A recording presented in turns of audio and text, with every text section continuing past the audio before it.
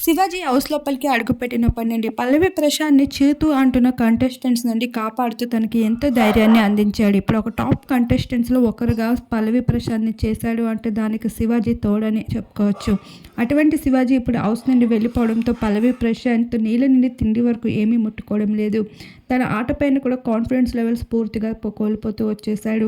కంటిన్యూగా ఏడుస్తూనే ఉన్నాడు. శివాజీ అన్న మళ్ళీ తిరిగి రావాలని, నా లైవ్ నువ్వు చూస్తున్నట్లు అయితే ప్లీజ్ నా కోసమైనా హౌస్ లోపలికి రా అంటూ చాలా బాధపడుతూ కనిపిస్తున్నాడు. ఇక పల్లవి ప్రశాంత్‌ని ఓదారుస్తూ అయితే ఫ్రెండ్స్ అమర్దీప్ వీరందరూ తన దగ్గరికి వచ్చి ఉన్నప్పటికీ ప్రశాంత్ ఓదార్పు మాత్రం ఎవరూ తీర్చలేకపోతున్నారు.